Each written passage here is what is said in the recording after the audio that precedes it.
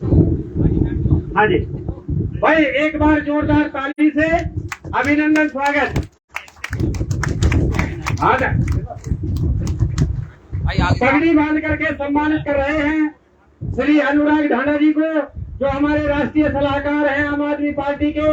उनका पगड़ी बांध करके सम्मानित कर रहे हैं हमारे 2 बार बार एसोसिएशन के प्रधान रहे श्री बॉबी रावत जी और श्री हरज्ञान सेवतिया जी नंबरदार जी और उनके साथी। ये हमारे वो पगड़ी का सम्मान होता है।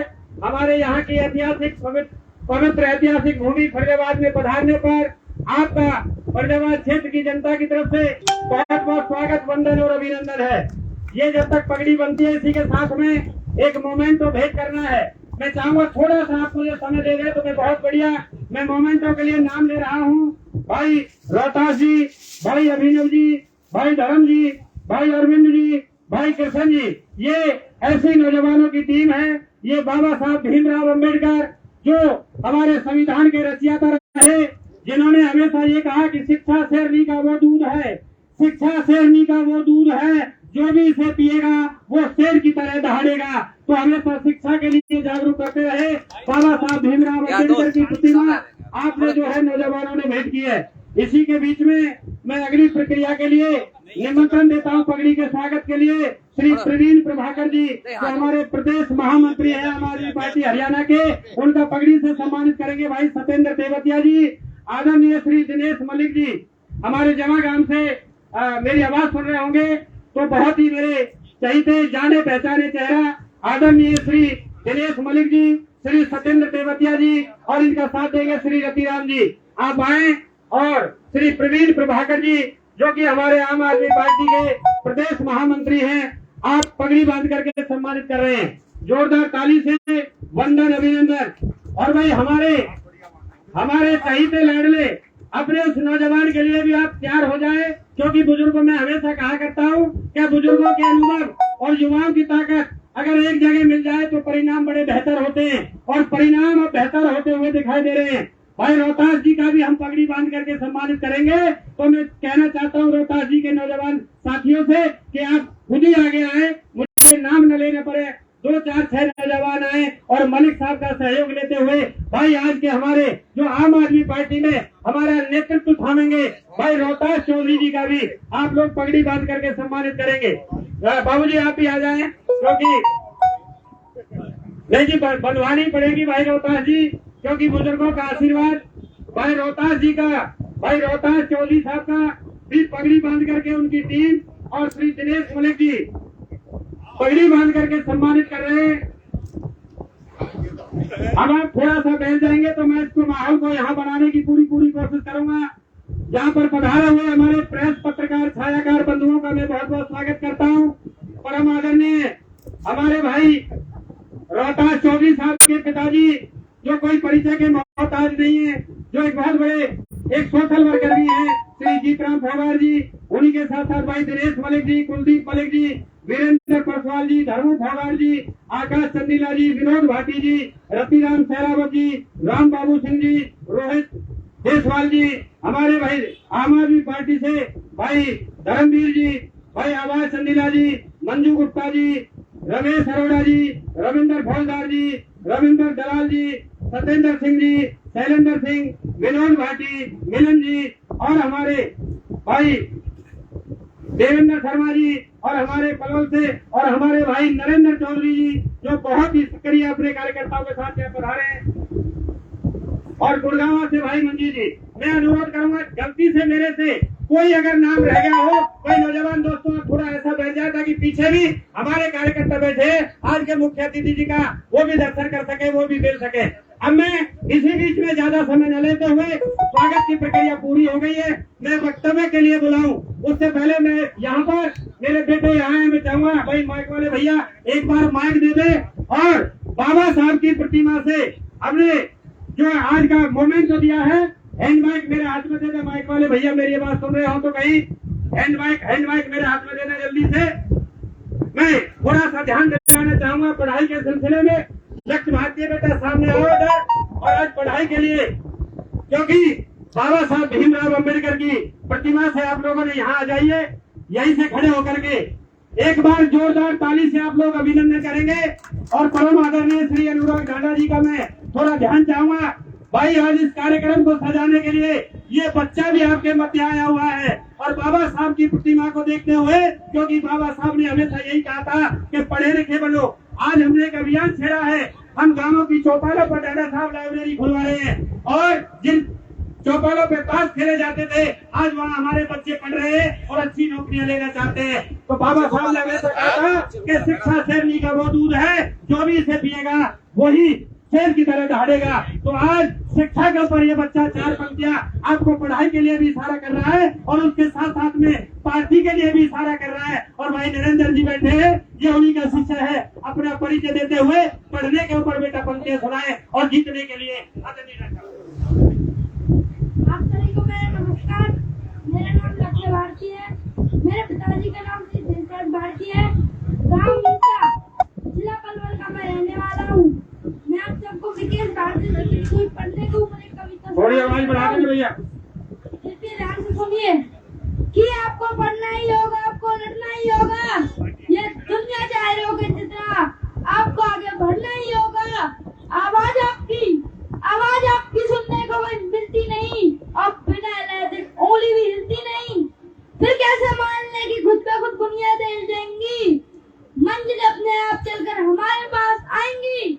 दुर्गम पहाड़ सा जीवन चोटी पर आपको चढ़ना ही होगा, आपको पढ़ना ही होगा, आपको पढ़ना ही होगा।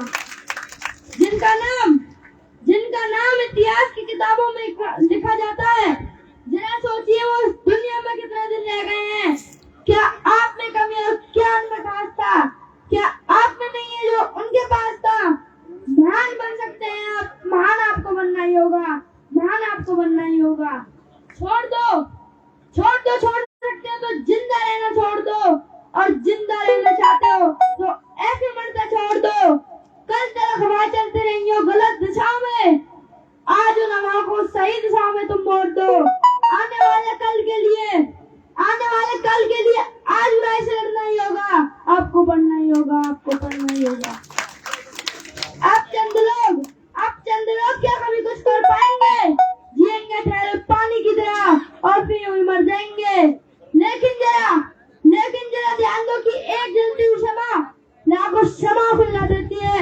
आप तो फिर भी चंद ऐसी टोली तो जाने क्या से क्या बना देती है। लाखों शमा को जलाने के लिए उस एक अकेली शमा की तरह आपको जलना ही होगा, आपको जलना ही होगा। बुझ जाएंगे ये सब दीप तो फिर कोई दिवाली कैसे मनाएगा और सब अपने घर को बनाएंगे तो फिर इस हिंद को कौन बनाएगा? कह दो कि घर को हिंद और हिंद को घर बना सकते हैं हम। हर घर में रोशनी के लिए अपने दिलों को भी जला सकते हैं हम। मैं अकेला चल रहा हूँ, मेरे साथ आपको चलना ही होगा, आपको पढ़ना ही होगा, आपको लड़ना ही होगा। बहुत बहुत धन्यवाद। आज के इस बच्चे ने ये अपनी प्रस्तुति रखी। आदरणीय ढांडा साहब का आशीर्वाद लेकर आप आएंगे, अपने चाचू का आशीर्वाद लेकर आएंगे। इसने बड़ी गजब की पंक्तियां कही थी, अगर आपने सुना होगा नौजवान दोस्तों, ये बच्चा है। अब मैं अपने वक्तव्य के लिए आज के इस कार्यक्रम के आयोजक भाई रोहतास चौधरी जी को इन्हीं 4 पंक्तियों से बुलाने जा रहा हूँ। रोहतास जी, ये बड़ी जनता आपकी प्रेमी है, आप किसी परिचय के मोहताज नहीं है। राजनीतिक खानदान आपका रहा है और मेरे आप रिश्ते में भी भाई लगते हैं। मैं 4 पंक्तियों को ढांडा साहब जरूर दोहराऊंगा क्योंकि बड़ी पार्टी की जिम्मेवारी इनके पास आ रही है। कई बच्चे ने पंक्तियां कही थी, क्या बुझ जाएंगे सब दीप तो फिर कोई दिवाली कैसे मनाएगा? क्या बुझ जाएंगे सब दीप तो फिर कोई दिवाली कैसे मनाएगा? और अपने घर को सब बनाएंगे तो फिर हिंदुस्तान को कौन बनाएगा? कह दो कि घर को हिंद और हिंद को घर बना सकते हैं हम। हर घर में रोशनी के लिए अपने दिलों को भी जला सकते हैं हम। और अभी तक हम अकेले ही चल रहे थे, अब हम सबको मिलकर एक साथ चलना ही होगा। हमको पढ़ना ही होगा, हमको लड़ना ही होगा, हमको जीतना ही होगा। ये दुनिया चाहे रोके जितना, हमें देश में परचम लहराना ही होगा, लहराना ही होगा, लहराना ही होगा। इन्हीं पंक्तियों के साथ मैं सीधा समय के अभाव को देखते हुए आमंत्रित करता हूँ आज के आयोजक भाई रोहतास चौधरी जी को। तालियों की गड़गड़ाहट नहीं रुकनी चाहिए आपकी। भाई रोहतास चौधरी जी।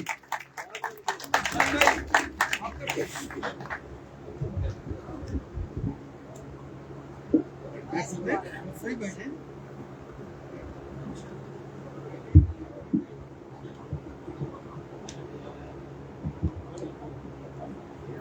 चलो हाथ वाला माइक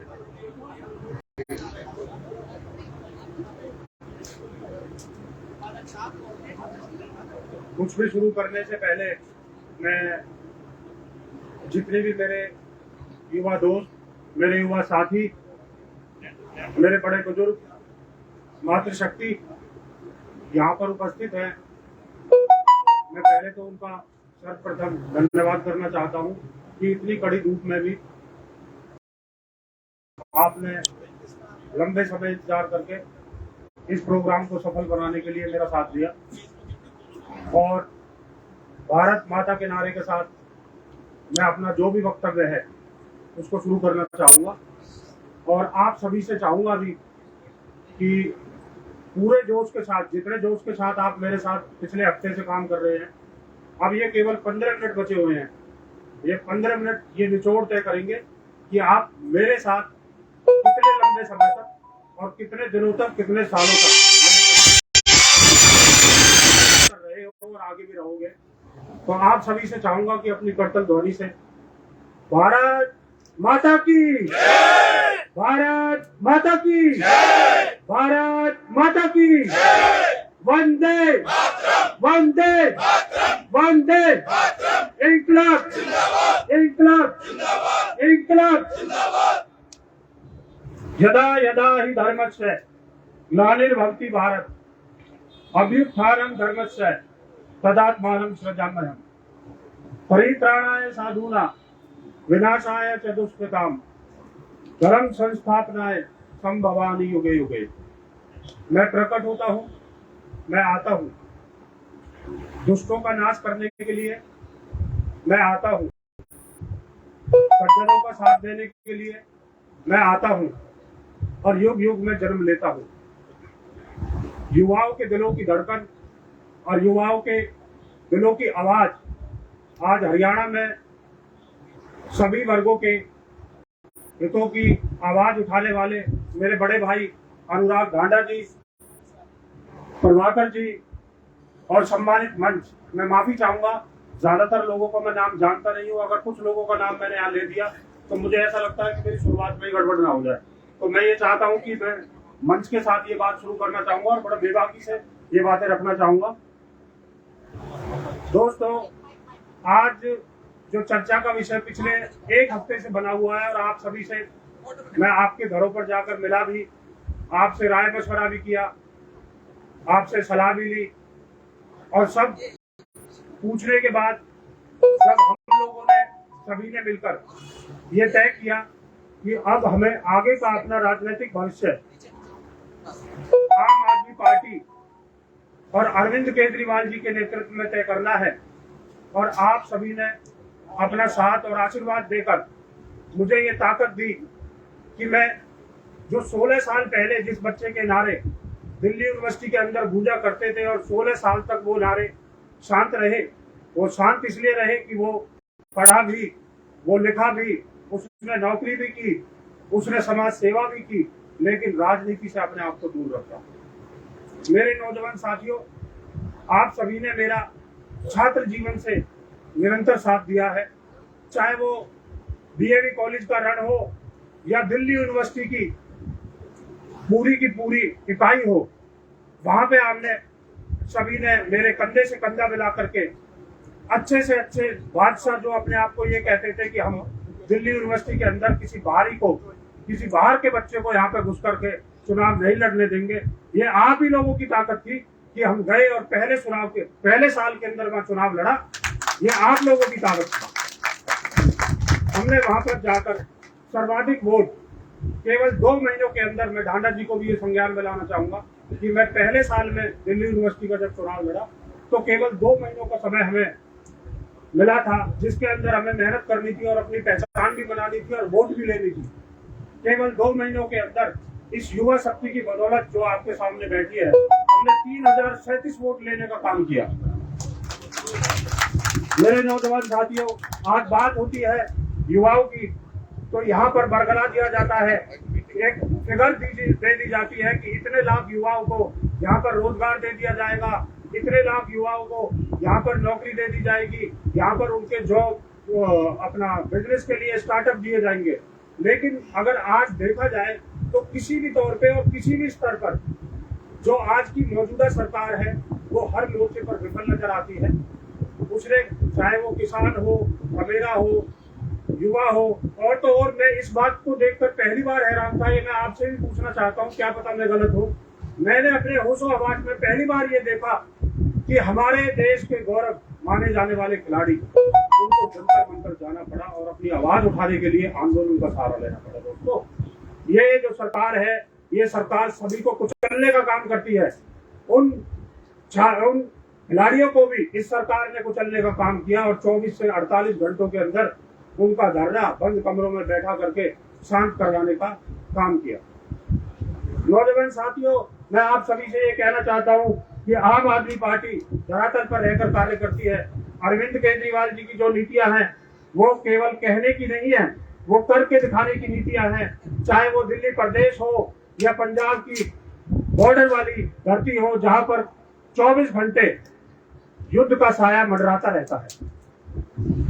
आम आदमी पार्टी के कार्यकर्ता गुजरात में गए, गुजरात में ये कहा गया, और मैं एक दिन, मैं वैसे अगर इस बात को आउट ऑफ कंटेक्स्ट जाकर कहूं तो मैं एक दिन पाठक जी को सुन रहा था। गुड़गांव में एक मीटिंग चल रही थी, तो पाठक जी को